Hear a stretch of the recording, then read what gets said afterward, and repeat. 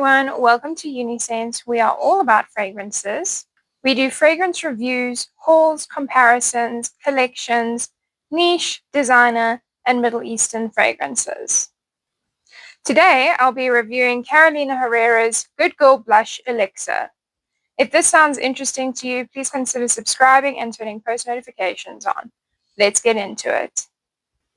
Although this is not a new fragrance, it is a 2024 release, but although it's not a new fragrance, it is new to my collection.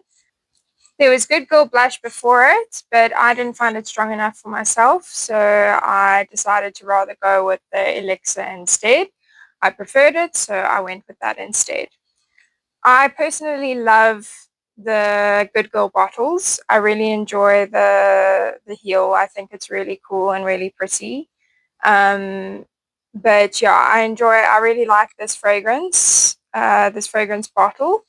It's got a really nice gradient. I kind of think the bottle matches the fragrance. The pink and the black kind of matches how the fragrance smells and that kind of thing. So I really like the bottle. So if we look at the notes, in the top we have bergamot and mandarin orange. In the mid we have ylang ylang and rose. And in the base we have vanilla and patchouli. So not a super complex note breakdown, but I do like the notes. So I went into this fragrance looking forward to what it would smell like. So in the opening, the vanilla and the ylang ylang comes through immediately. The vanilla is very, very present from the get-go. It's very sweet and floral. You definitely pick up the floral notes in it. Definitely yellow florals. I don't really get the bergamot or the mandarin orange. I don't really get that citrus burst in the initial. I just immediately get that sweetness, and the vanilla and the florals come through from the get-go. Overall, I think it's a beautiful scent, and it's quite strong. It's a lot stronger than the original Good Girl Blush, or at least to my nose, I find it a lot stronger, which is why I preferred it. So yeah, I definitely enjoy this one more than the original Good Girl Blush. Let's look at the dry down. So in the dry down, it gets very, very vanillic. The yellow floral dies down a little bit. It's still there, but it does die down a little bit. And the rose starts coming through.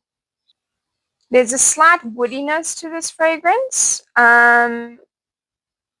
Yeah, I kind of pick up a little bit of a woodiness in the undertones, like kind of lining the base there. I get a little bit of woodiness. And then, I don't know, in the base, in the complete dry down, I feel like there's a warmth in this fragrance. I'm not sure if there's a amber note or something that is not listed in the notes, but I do get a slight warmth from this fragrance. Overall, it is quite a bright, fresh, almost tart fragrance, but I do get a little bit of warmth right in the base there,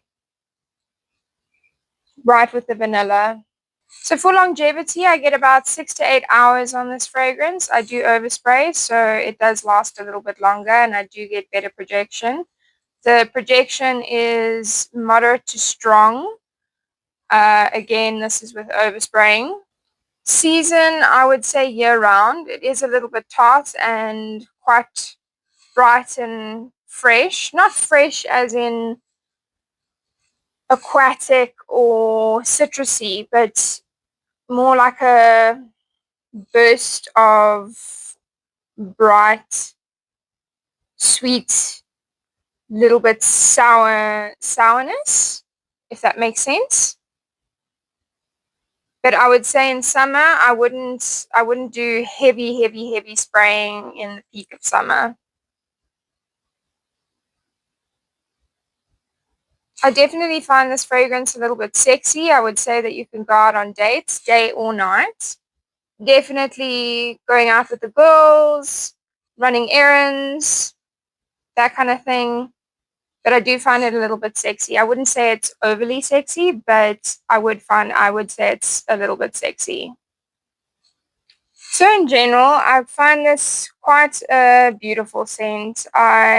It's quite a pretty, very feminine scent. As I said, the bottle matches the fragrance with the pink, and then a little bit with the black, where there's a little bit of darkness with the sexy aspect coming in.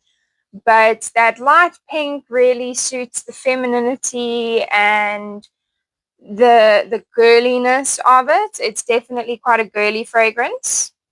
I would say that this is quite a very pretty fragrance in general. It's not overly sexy, but very pretty.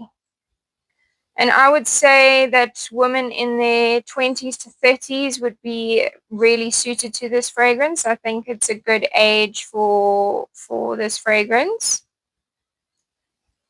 If I had to picture this fragrance in my mind as a scene, it would remind me, well, it does remind me of springtime with the flowers blossoming and butterflies flying.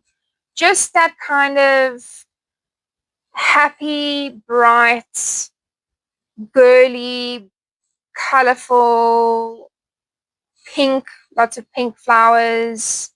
Um, that kind of vibe. That's what I picture in my mind when I smell this fragrance. That's what comes to mind. But yeah, I definitely find it a little bit sexy, but again, not overly sexy. So that's the end of my review. Thank you so much for watching. If you found this helpful, please click that like button and subscribe. That really helps the channel.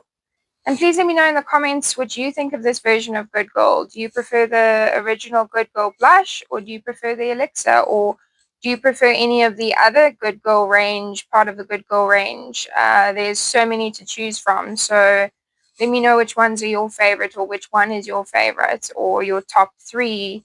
Let me know. Let me know in the comments. I'd really like to hear from you guys. I'll see you soon. Bye.